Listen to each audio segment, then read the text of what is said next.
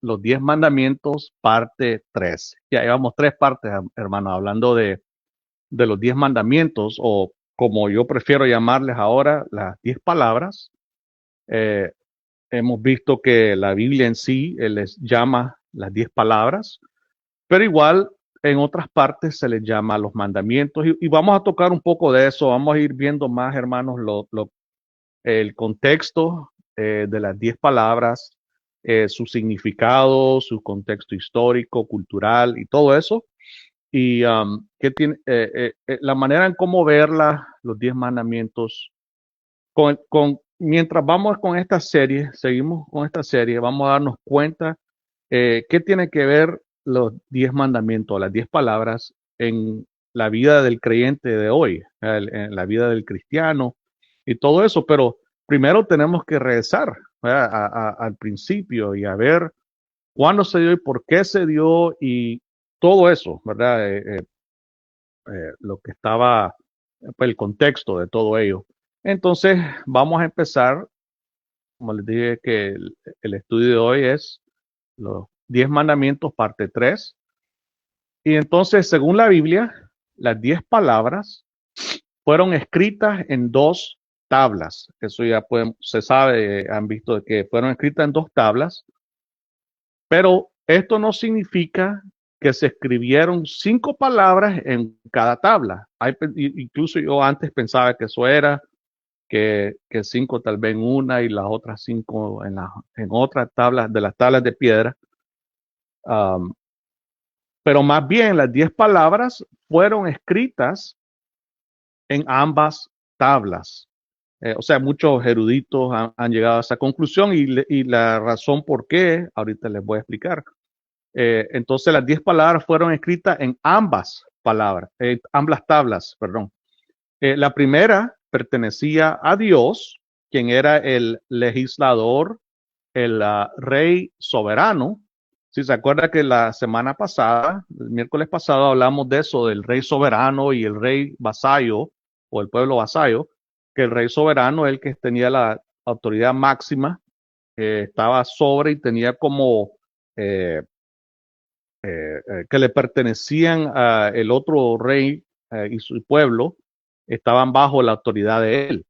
Y entonces el rey soberano le pertenecía a la primera tabla, y la segunda a Israel, quien era el receptor, que igual era el vasallo. El vasallo, sabemos quién era el reino, el rey, digamos, el pueblo inferior, que estaba bajo la autoridad del rey soberano. Esta era una práctica común en los tratados del antiguo cercano oriente.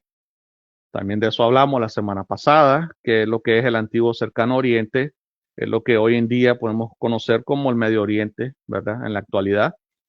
Um, entonces el soberano se quedaba con una copia y el vasallo con la otra. O sea, esa era la práctica que se hacía en ese entonces, en esa área. Eh, y entonces el hecho de que ambas tablas de piedra se guardaran en el arca del pacto significaba que Dios, el rey soberano, siempre estaba con su pueblo.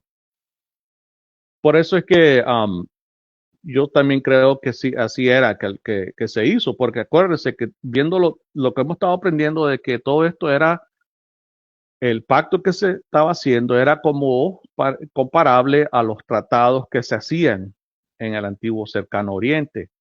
Y, y todo eso, eso es lo que hacían, ¿verdad? Entonces, las tablas de piedra igual, era una copia para el rey soberano y la otra copia para el vasallo.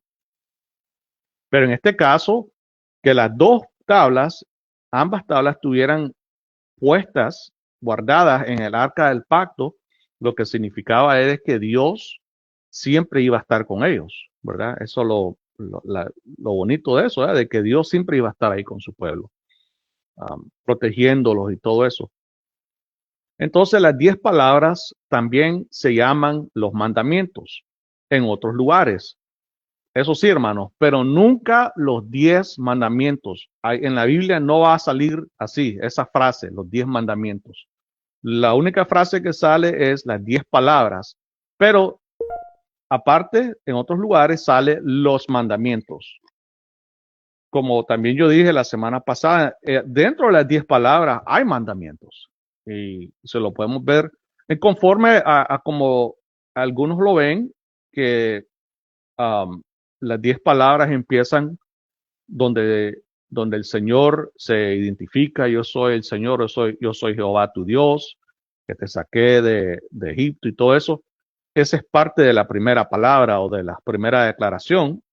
Ya después las otras son como más como mandamientos imperativos. Si lo vemos de esa manera, son 9 mandamientos en realidad de las 10 palabras. Pero bueno, vamos a continuar. Entonces, en Éxodo, vámonos a Éxodo 24.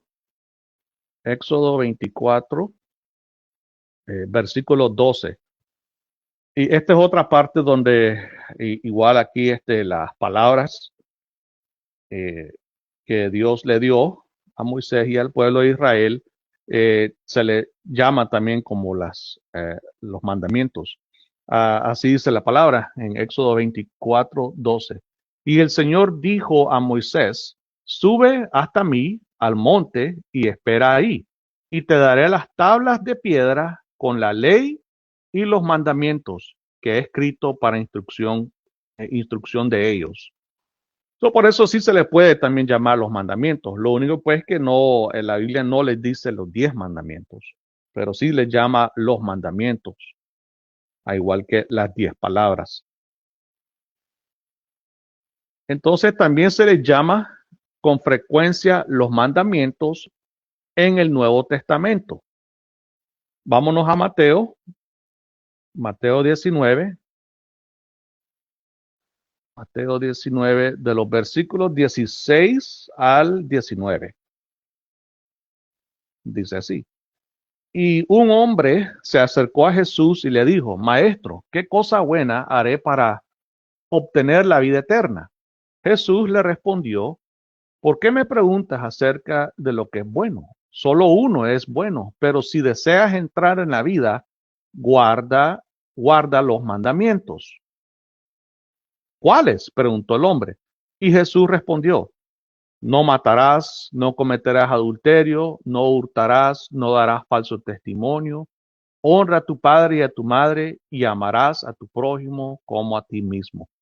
Entonces aquí claramente nuestro Señor Jesucristo le está diciendo a este joven rico que guarde los mandamientos. Y él explica cuáles son los mandamientos, los que salen dentro de las 10 palabras. Por eso entonces ya ellos conocían, digamos, las 10 palabras, también le podían llamar los mandamientos.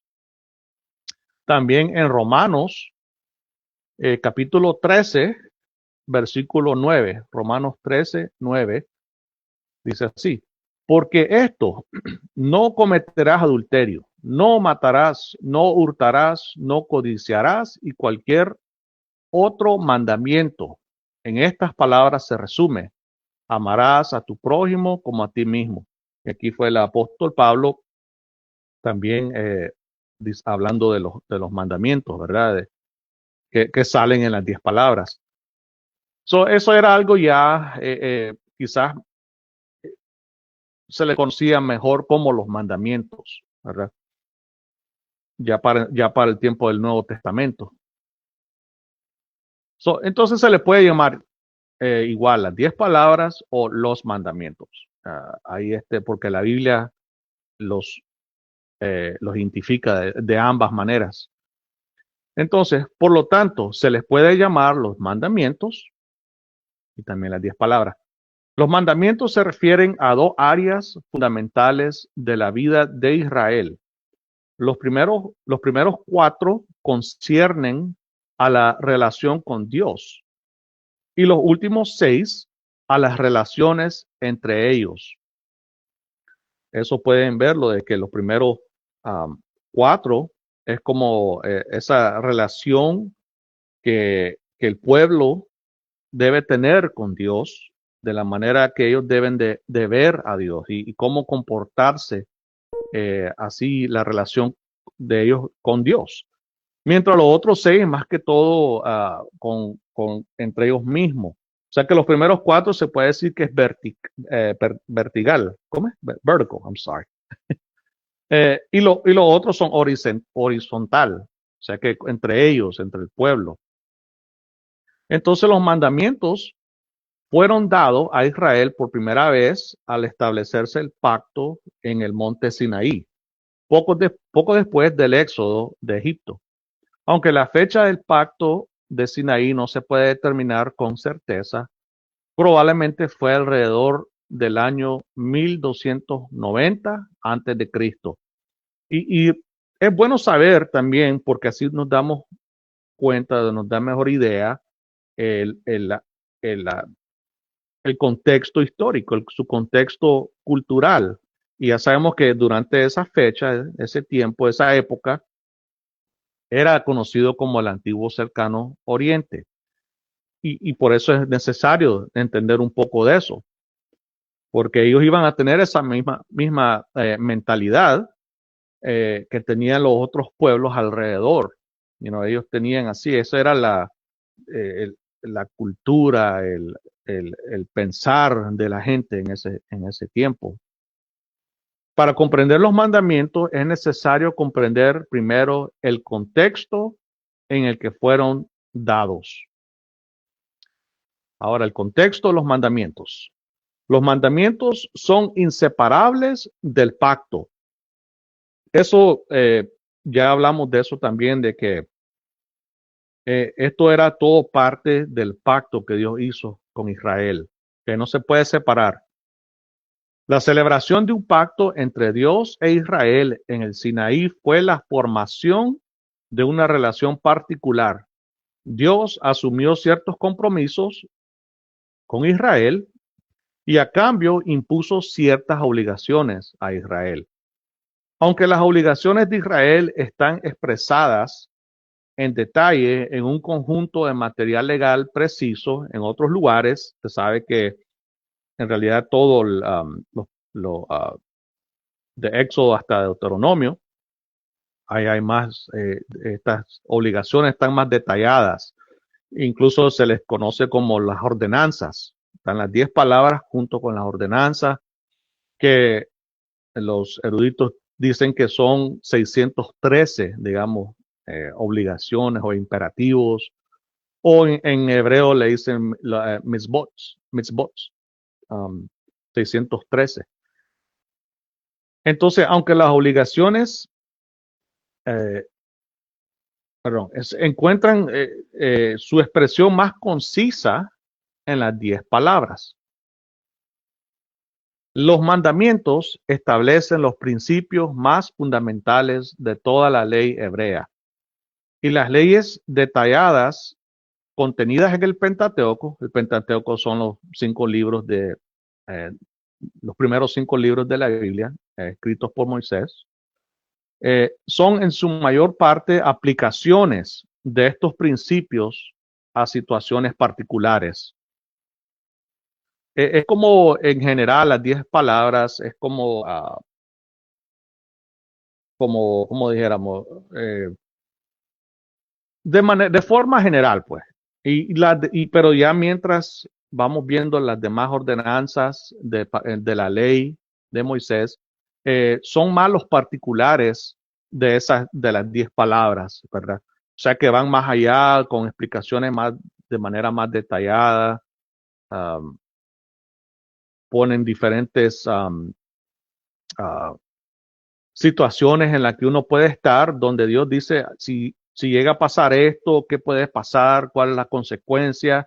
¿Cuál es el castigo si alguien hace esto? Y todo eso. Entonces, pero en las 10 palabras no lo va a decir de manera detalladamente. Es más, en las 10 palabras ni dice cuáles son las consecuencias al violarlas mientras se están dando ahí en el capítulo 20 de Éxodo. Igual en el capítulo 5 de Deuteronomio, donde también salen las 10 palabras. Entonces, así función de las 10 palabras en Israel era guiar la relación con Dios. No debían obedecerse simplemente por el hecho de obedecer, como si la obediencia acumulara algún tipo de mérito. Más bien, debían obedecerse para mantener una relación adecuada con Dios y disfrutar de su bondad. O sea que ellos no iban a ganar el favor de Dios por según ellos cumplir con eso, sino que esta es la manera así que Dios quería que ellos se comportaran, porque Él quería que se comportaran diferente a las demás naciones alrededor, las demás culturas alrededor, ¿verdad? Entonces las 10 palabras en Israel no eran simplemente un código ético o una recopilación de consejos sobre los fundamentos de la moralidad. Aunque sí, era parte de eso, pero no era simplemente eso, no era únicamente eso, sino que se trataba de un pacto entre Dios y una nación. Los mandamientos estaban dirigidos a la vida de esa nación y sus ciudadanos. Y eso es lo que yo quiero enfatizar, hermanos, de que las 10 palabras fueron dadas a una nación en particular, a Israel en este caso. No se les dio a las demás naciones o al resto del mundo. Tenemos que verlo antes de brincar y decir que las 10 palabras es para siempre y para todo el mundo. Primero veamos el momento en que fueron dados en su contexto antes de brincar a esa interpretación. Más adelante vamos a hablar acerca de las 10 palabras en la vida de hoy, ¿verdad? Pero primero quiero que veamos las 10 palabras en su contexto. Entonces, en consecuencia, la función inicial de los mandamientos era similar a la del derecho penal en un estado moderno. Israel era una teocracia, quiere decir que era un estado cuyo rey era Dios. Eso es lo que significa una teocracia, o sea que Dios era el gobernante, era el rey de ese pueblo. ¿Eh? Como hoy existe aquí por lo menos una democracia donde es el pueblo, ¿verdad? Que elige a los presidentes y todo eso, o los monarchy, ahorita no me acuerdo en español, pero es donde tienen el rey y todo eso, pero en este caso era Dios el gobernante. Y eso podemos verlo en Salmos 10, Salmos capítulo 10, versículo 16.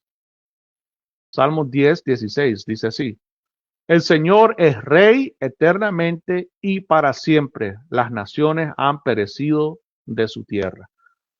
O sea que el pueblo de Israel, aunque ellos tenían sus gobernantes humanos, o sea que eran primero o sea, los jueces, o los reyes, o incluso Moisés y Josué, cuando eran ellos los gobernantes, los líderes de la nación, pero ellos siempre sabían de que el verdadero rey, el rey que estaba encima por todos los gobernantes humanos, era Dios. Ellos veían a Dios como el rey, el gobernante de Israel.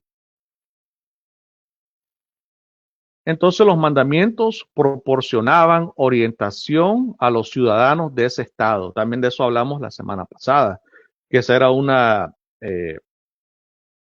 de las funciones de la ley, era como orientación. Primero era así el pueblo con Dios y después también el pueblo entre ellos mismos, ¿verdad?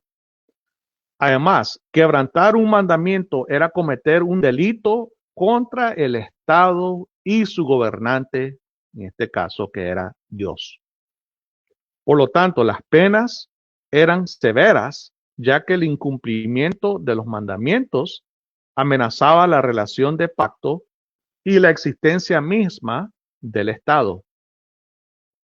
Igual hablé yo, no me acuerdo, fue la semana pasada o antepasada, donde hay una comparación de las 10 palabras con lo que hoy se conoce como una constitución de una nación, ¿verdad?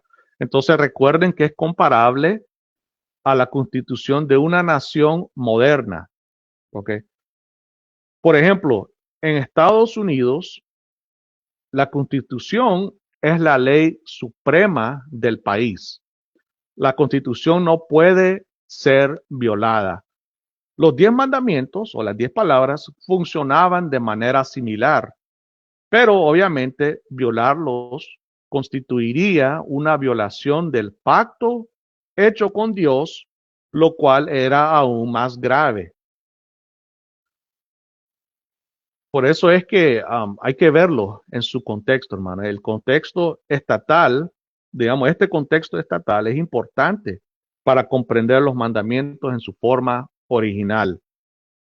Por eso que las penas eran severas, hermanos. Si violaban las estipulaciones o las 10 palabras podemos llamarle como de la constitución del pueblo de Israel, pero era aún más como una constitución moderna del día de hoy, ¿verdad? Eh, Aunque aquí también se toma en serio, digamos, oh, no puedes violar mis derechos constitucionales, ¿verdad? Y así, pero en este caso era aún más, ¿verdad? Se tenía que respetar aún más porque era un pacto hecho con Dios. Y no era solamente un delito contra el Estado, digamos, sino que era una gran ofensa contra el mismo Dios que hizo el pacto con ellos. El significado de los mandamientos. Existen variaciones en la forma de numerar los mandamientos. También hablamos de eso, creo que fue en la primera parte de los 10 mandamientos. Vimos que habían tres. La forma que nosotros como evangélicos conocemos y esta otra forma como la que los católicos, incluso los luteranos, ellos lo ven de la misma manera. Y también existe la tradición judía. Entonces hay tres tradiciones como enumerar las 10 palabras. Yo seguiré la enumeración según la tradición judía. No es porque ellos sean correctos en todo lo que ellos han hecho, en sus tradiciones, todo eso. No es por eso. Es más, yo ni sé cómo lo numeran ellos hoy en día, pero yo me estoy refiriendo a cómo lo numeraban en los tiempos antiguos. Uh, eh, entonces, vamos a ver por qué es que yo lo veo de esa manera. Aunque yo hablé de eso la primera vez que hicimos la primera parte de los 10 mandamientos. La tradición judía los enumera de la siguiente manera. El número 1, la primera palabra, la primera declaración o el primer mandamiento, como usted le quiera llamar, sería, yo soy el Señor tu Dios que te saqué de Egipto. Esa es la primera palabra. Según la tradición judía. Entonces, la número 2 es no tendrás otros dioses. Incluye en este mandamiento, incluye la prohibición de los ídolos. En la tradición evangélica ese es un mandamiento separado, aparte, pero ellos lo combinan. El no tendrá otros dioses y no harás ningún ídolo como un solo mandamiento. Entonces ese sería el número 2, la segunda palabra. El número 3, no usarás el nombre de Dios en vano. El número 4, recuerda el día de reposo. 5, honra a tu padre y a tu madre. 6, no matarás. 7, no cometerás adulterio. 8, no robarás. 9, no darás falso testimonio. Y 10, no codiciarás. Incluye el deseo de la casa, la esposa y los bienes ajenos. Digo eso porque algunas tradiciones separan este mandamiento en dos y, y ponen que no codiciarás a la mujer o a la esposa de tu prójimo como uno y no codiciarás sus bienes, sus posesiones como otro. Pero no, aquí es uno solo, cae bajo el mismo mandamiento de codiciar. Los evangélicos, la tradición evangélica también ellos lo ven igual que como un solo um, mandamiento. Bueno, ahora nos vamos a ir a la primera palabra. Ahora sí vamos a entrar un poco, hermanos, a en sí lo que ya son los 10 mandamientos o las 10 palabras. Entonces vamos a empezar con la primera. Eso lo podemos ver en Éxodo.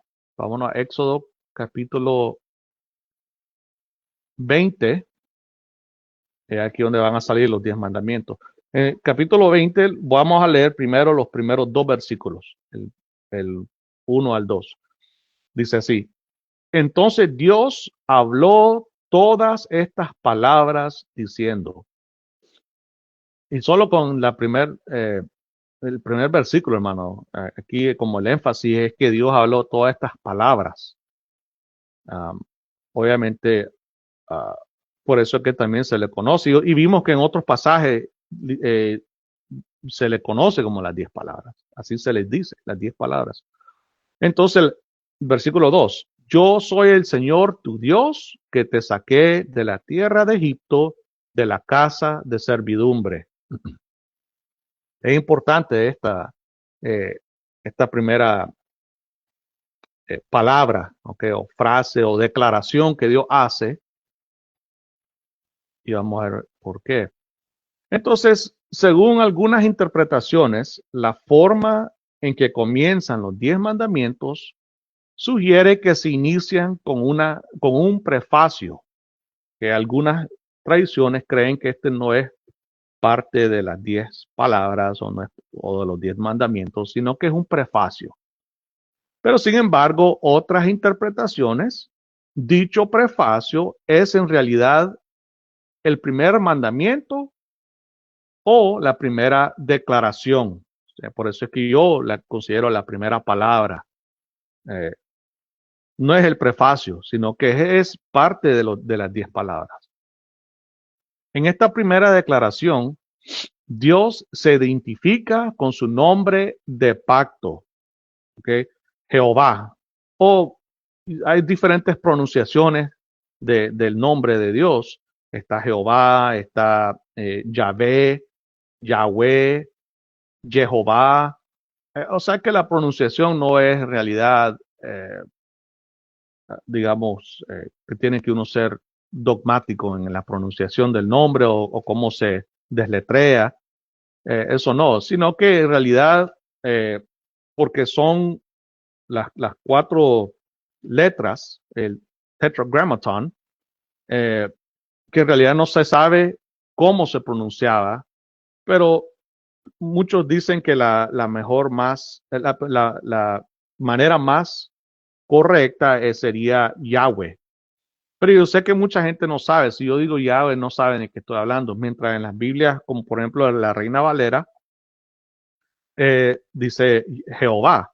Y esa es, digamos, la forma más conocida para, especialmente en español, pues. Igual en inglés, la King James pone, no sé si es la King James, no, creo que la King James dice Lord.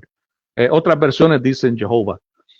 Pero igual, entonces el Señor se identifica con su nombre de pacto, Jehová.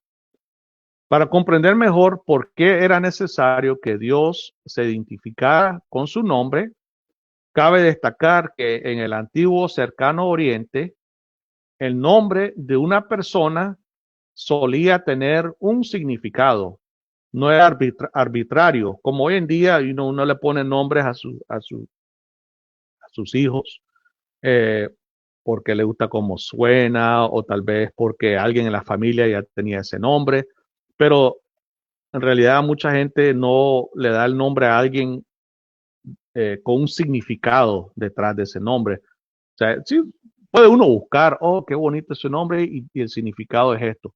Pero en ese entonces era algo, era parte de la cultura. Ellos iban a ponerle el nombre a alguien que tenía en verdad un significado. O sea, que no era arbitrario. Los nombres a menudo transmitían creencias sobre, sobre los dioses. Muchos nombres, hermanos, tenían algo que incluía el nombre de su Dios. Ah, eh, incluso los hebreos tenían, ¿verdad? Estaba como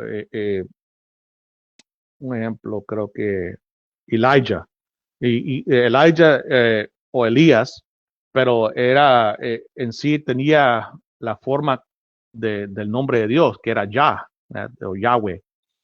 Pero así, habían varios nombres que en esa cultura de antes tenían una combinación con el nombre de su Dios.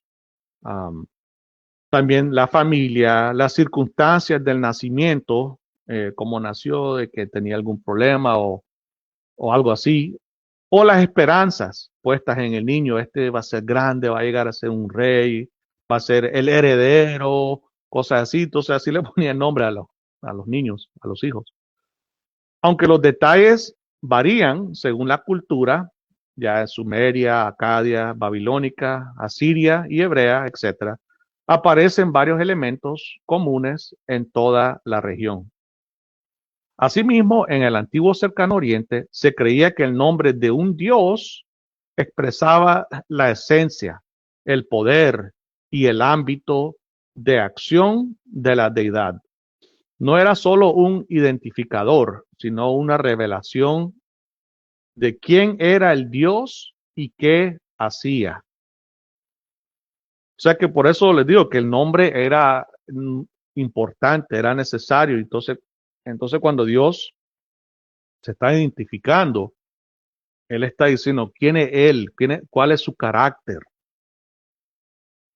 El nombre del Dios de Israel revela su carácter a través de la acción. El nombre del Señor significa Él hace que exista. Obviamente hay mucho más ahí, pero no quería meter mucho en este estudio de hoy acerca de el significado del nombre de Dios, de Yahweh. Pero uno de ellos es, Él hace que exista. O sea, porque ya sabemos que de Él emana toda la existencia. Si no fuera por Él, no existiera nada. Entonces ese es uno de los significados de su nombre. Él hace que exista. Mediante la liberación de Egipto y los subsiguientes actos poderosos, Israel llegó a comprender la profundidad de su carácter revelado en este nombre. Su nombre está ligado para siempre a través del éxodo, a la salvación y la liberación, revelando el carácter de Dios como el salvador de un pueblo. Por eso es que dice ahí, el que te sacó de Egipto, eh, de la tierra de la casa de servidumbre. O sea que él está recordando sus actos que él hizo, y la manera como lo hizo, la manera sobrenatural que lo hizo, ¿verdad? Cuando sacó al pueblo de Egipto. Él, también aquí Dios se identifica a sí mismo como el soberano supremo. La semana pasada hablamos de eso, que este era parecido como un tratado del antiguo Cercano Oriente, donde el soberano es lo que empezaba, él se identificaba, yo soy el rey tal, yo soy el faraón tal, que hice esto y lo otro. Entonces Dios se está identificando que Él es el soberano supremo. Él es el legislador, quien entregó los mandamientos a un pueblo con el que ya tenía una relación. El legislador es el Dios del Éxodo, que redimió a su pueblo de la esclavitud y le concedió la libertad. El prefacio o la primera declaración es fundamental, pues indica que el don de la ley por parte de Dios fue precedido por un acto de amor y gracia. Dios primero les recuerda a los israelitas lo que ya ha hecho por ellos. Dado que Dios ha intervenido primero en su beneficio, se invita a los israelitas a aceptar las obligaciones del pacto. Los mandamientos fueron dados a un pueblo que ya había sido redimido. Eso es importante. No fueron dados para alcanzar la redención. La gracia precede a la obediencia. ¿Okay? Dios ya los había redimido, los salvó, los sacó de la esclavitud de Egipto. Pero ahí demuestra de que no era, parecido, en ese sentido era distinto, era diferente este tratado que Dios estaba haciendo con este pueblo, porque él primero lo salvó antes de llegar a un acuerdo, antes de llegar a tener un contrato. También dijimos eso de que este era, lo podemos ver parecido como un contrato que Dios estaba haciendo con Israel.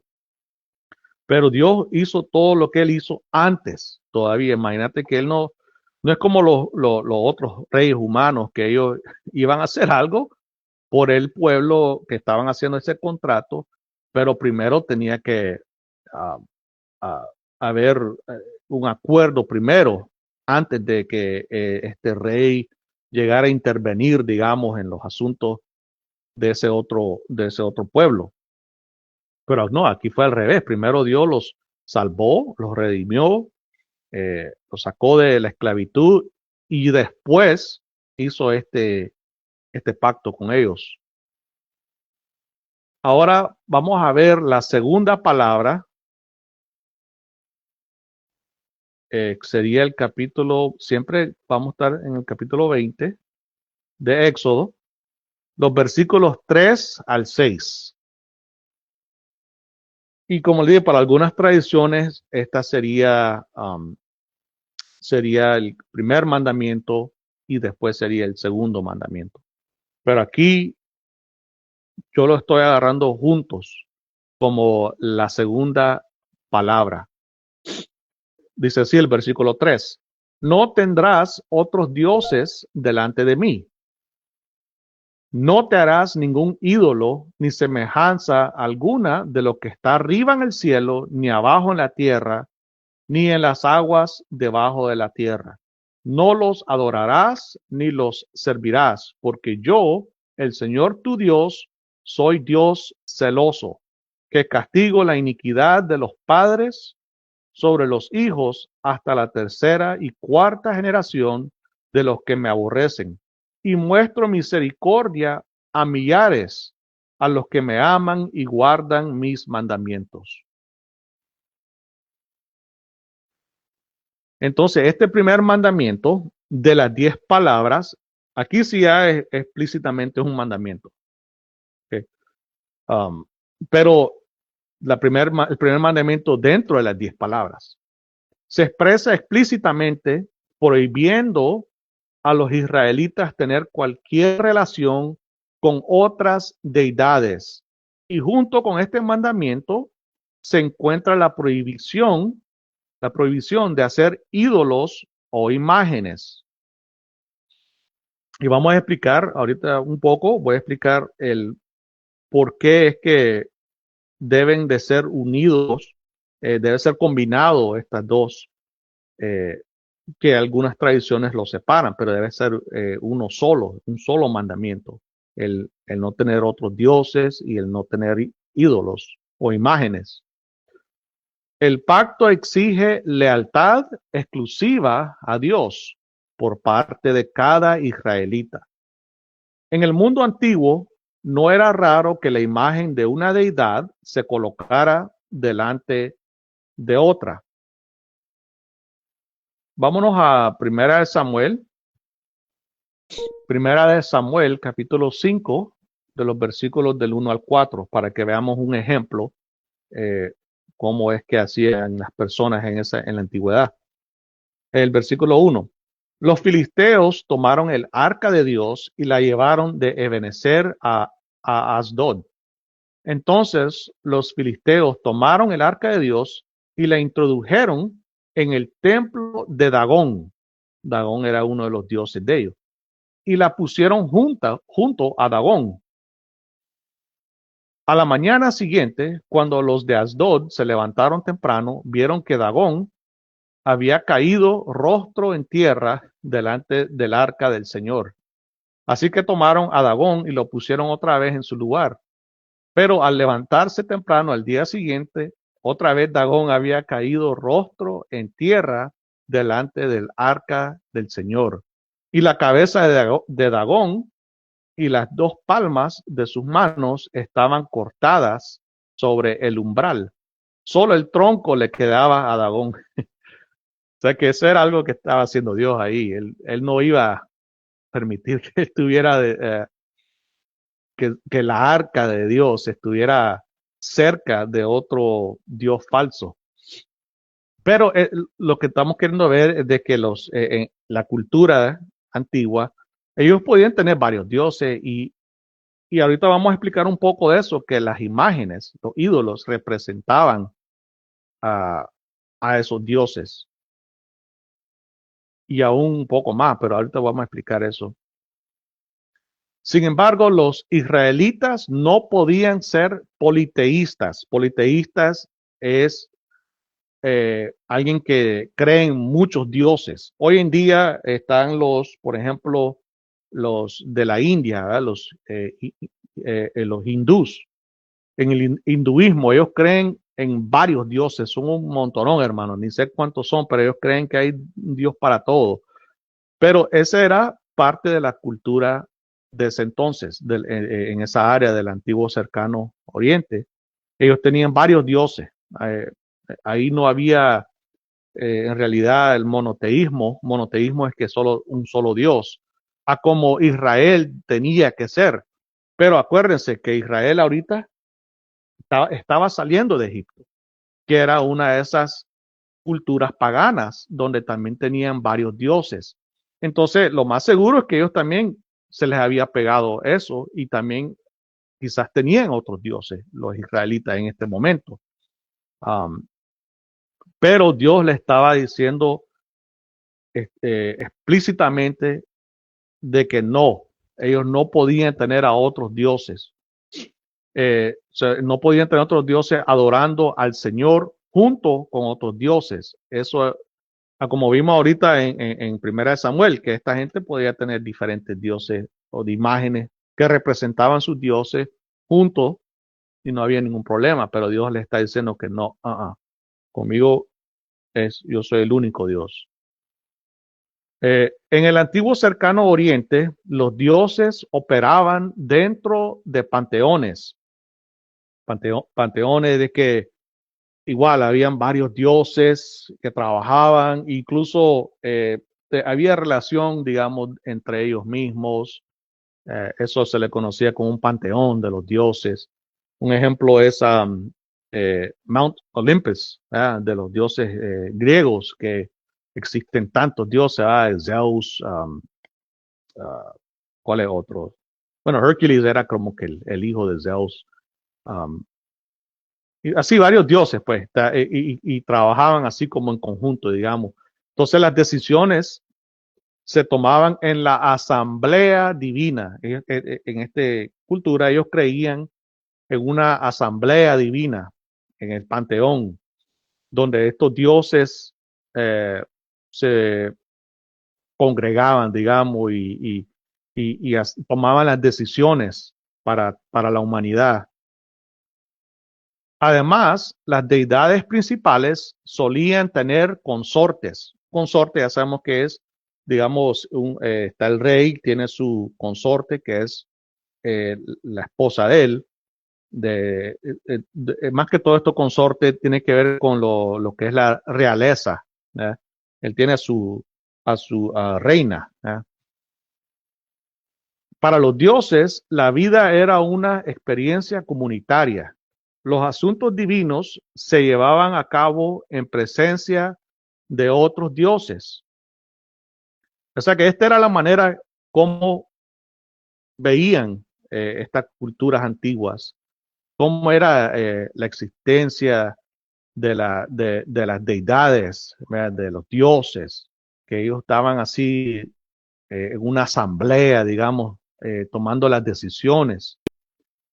Y entonces hay un erudito que compara este sistema con el de un rey al frente del Estado, rodeado de su familia y funcionarios que operan dentro de una jerarquía estructurada, que habían así diferentes niveles, diferentes rangos de los dioses.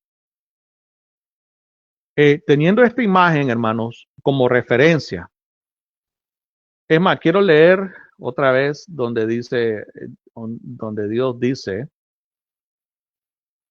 que no los adorarás ni los servirás, el versículo 5, porque yo, el Señor tu Dios, soy Dios celoso.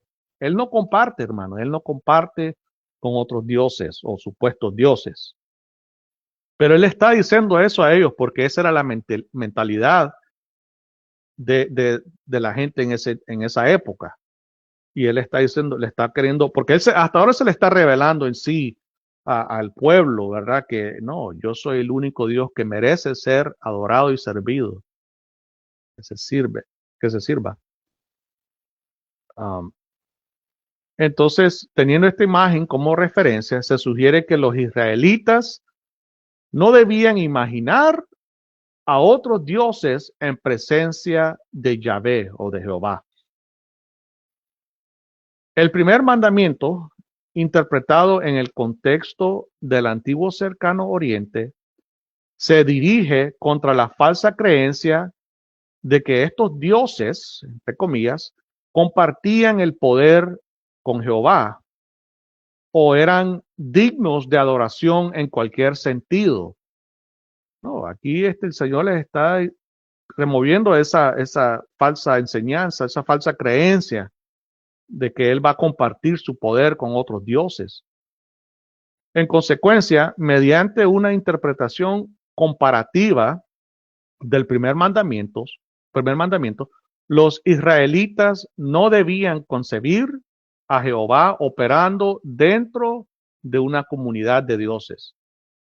Tampoco debían imaginarlo funcionando como la cabeza de un panteón, ¿verdad? Rodeado por una asamblea divina, ni teniendo una consorte. No, él no necesita nada de eso.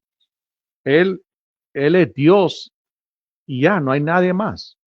Él no necesita que le estén aconsejando, que necesita tener una asamblea para que él venga y tome las decisiones. Y a ver, fulano, ¿qué pensás vos?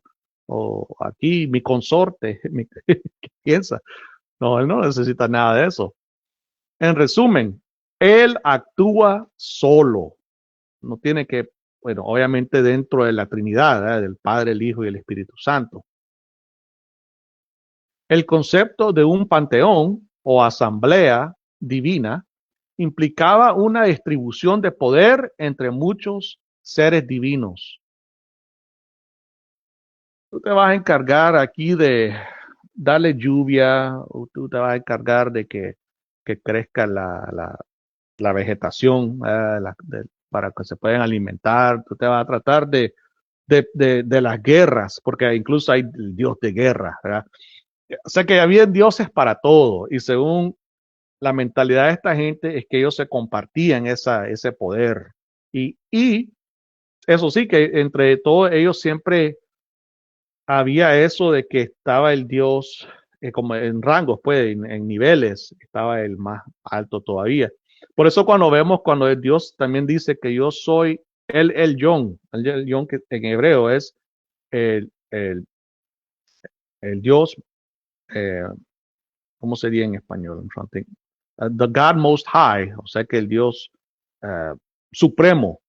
Pero él está diciendo que es que yo lo soy. Lo que ustedes creen que supuestamente hay dioses así, pero no, yo lo estoy queriendo explicar que yo soy el más alto porque soy el único en realidad, yo soy el único Dios. Los demás son creación mía, ellos son criaturas. Estos ángeles, eh, las los seres celestiales, ellos solo existen porque yo les doy la existencia. Entonces,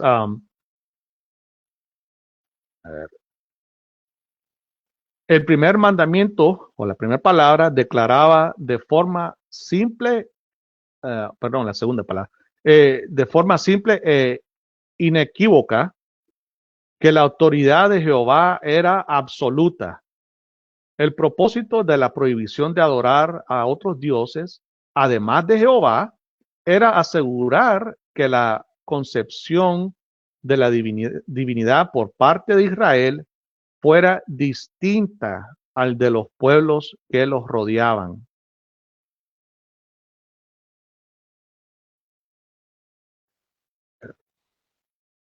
O sea que ellos, por eso les digo, Dios les estaba queriendo demostrar, enseñar de que ellos tenían que pensar diferente, ellos tenían que ser diferentes.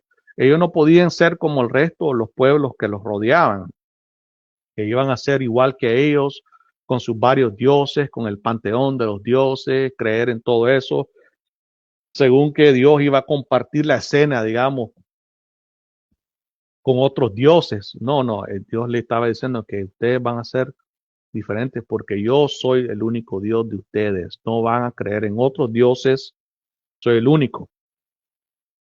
Ahora vamos a ver acerca de la prohibición de los ídolos y cómo es que esto encaja con ese primero de no tendrás otros dioses. Debe ser combinado. La prohibición de fabricar ídolos o imágenes debe combinarse con el mandamiento de no tener otros dioses además de Jehová. Las tradiciones católica, luterana y por supuesto judía lo interpretan de esta manera. O sea que ellos también lo ven de que es uno solo, no están separados. La razón por qué la tradición evangélica después de la reforma lo cambiaron, pero y no todo ello, porque los luteranos que también eran parte de la reforma, eran parte de los evangélicos, ellos continuaron viéndolo de esta manera. En realidad no sé por qué, es para buscar, investigar un poco más el por qué ellos lo cambiaron. Porque incluso hoy en día muchos eruditos creen de que la manera correcta es esta, de combinar la prohibición de tener otros dioses con la prohibición de tener ídolos. Lo combinan como uno solo. Hay un par de razones por las que se debería interpretarse de esta manera. Una de ellas es que se da una sola razón para la prohibición de ambos mandamientos, así como una sola advertencia en contra de ellos.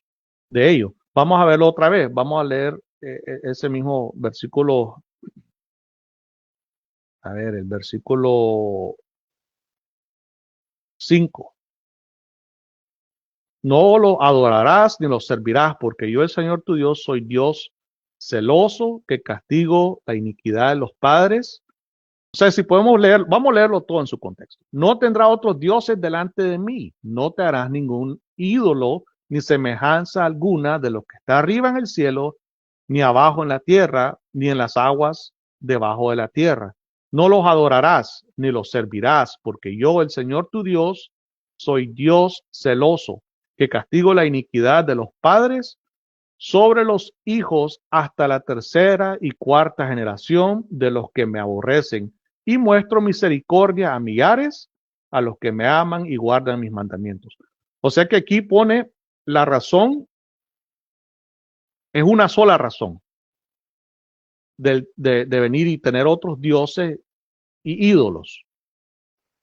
La misma advertencia en contra y la razón, el por qué no tenerlo, donde dice yo soy el Señor tu Dios, Dios celoso. Esa es la razón.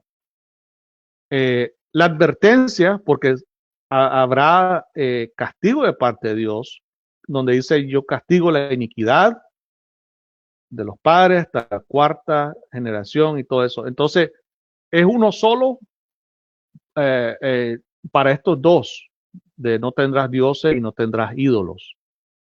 Si fueran apartes, entonces el versículo 3, donde dice no tendrá otros dioses delante de mí, ahí explicaría, daría la razón por qué ahí y la consecuencia ahí, y aparte entonces, donde dice no te harás ningún ídolo, le explicaría por qué y la advertencia en contra de hacerlo. O sea, aparte, pero no, es una sola razón y una sola advertencia, una sola consecuencia, digamos, por hacer esto, por violar ese mandamiento.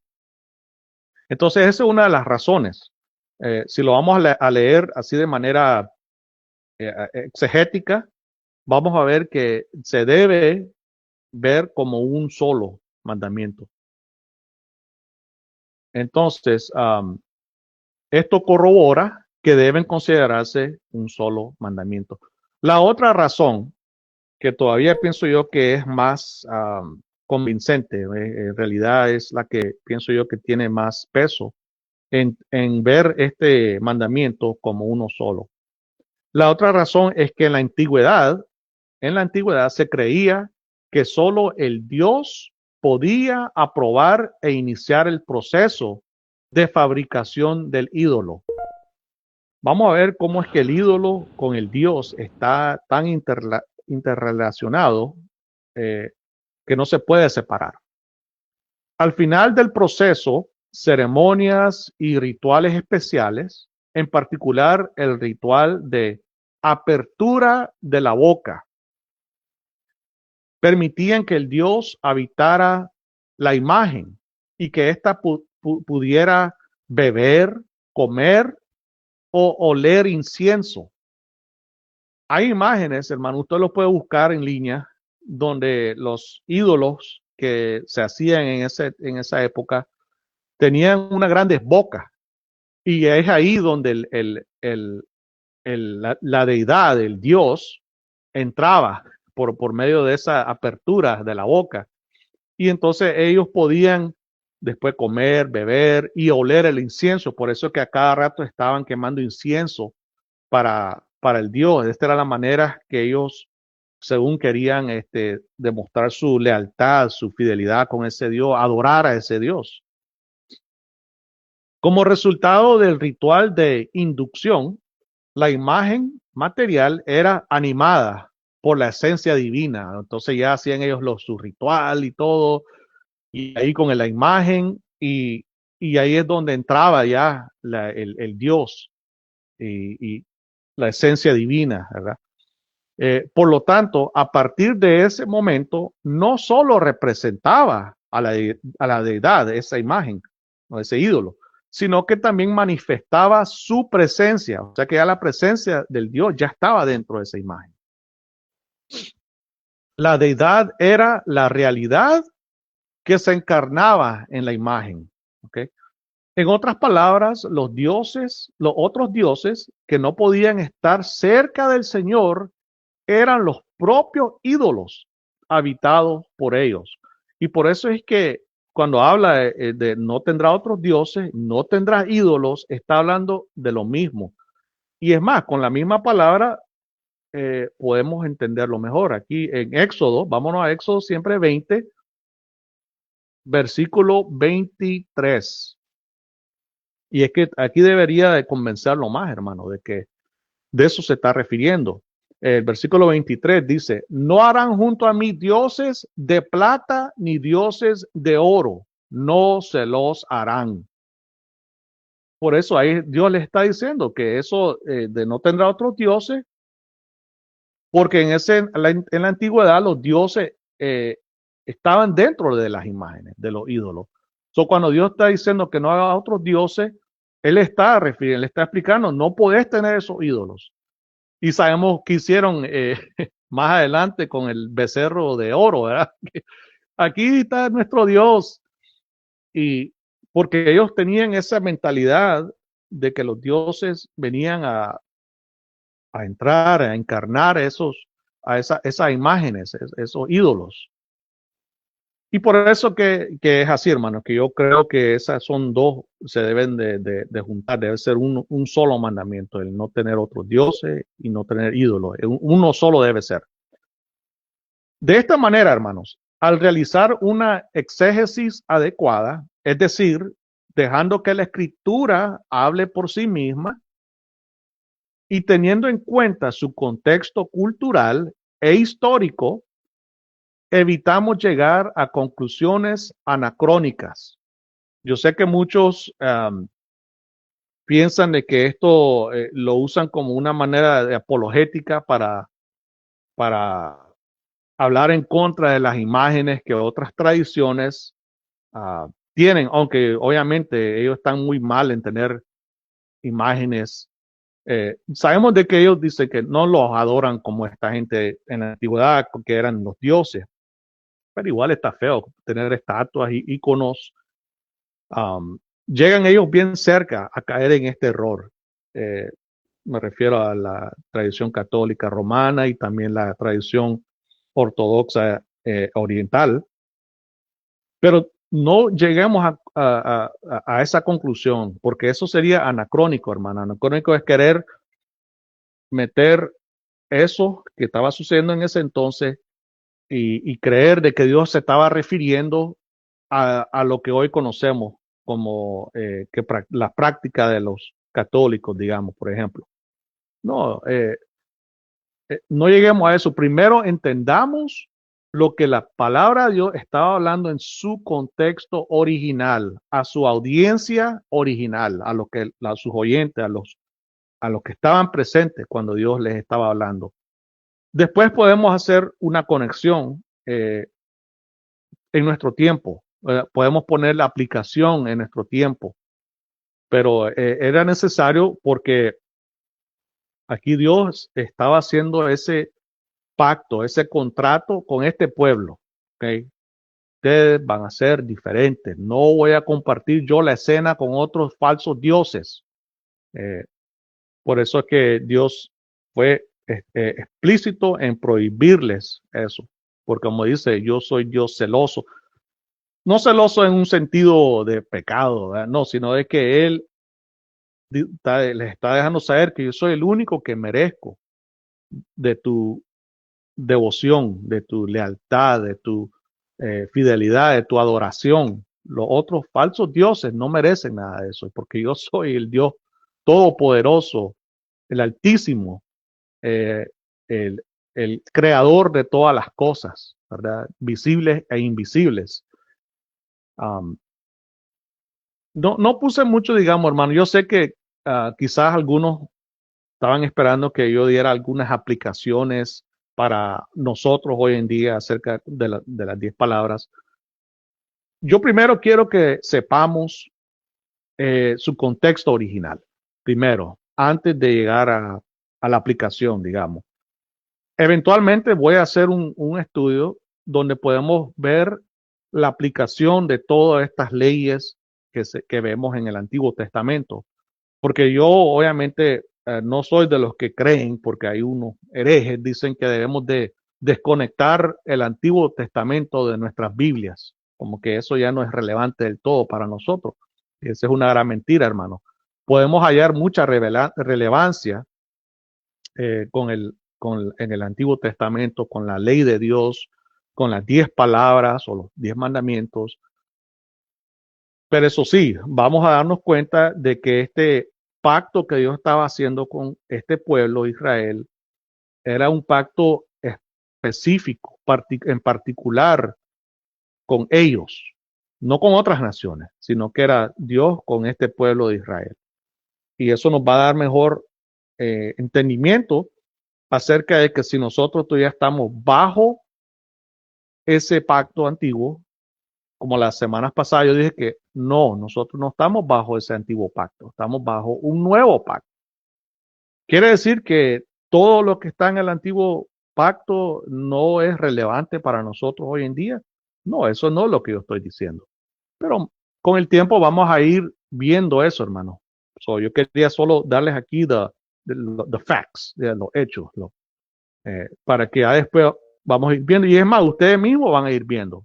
Yo no les tengo que decir que creer, sino que ustedes mismos van a ir viendo. Y si no están de acuerdo, pues no hay ningún problema. Ahí vamos a concluir entonces, hermanos. No sé si alguien tendrá alguna pregunta, comentario. Hermana Mari, Sí, hermano, buenos días a todos, hermanos. creo que tiene su Es, micrófono apagado.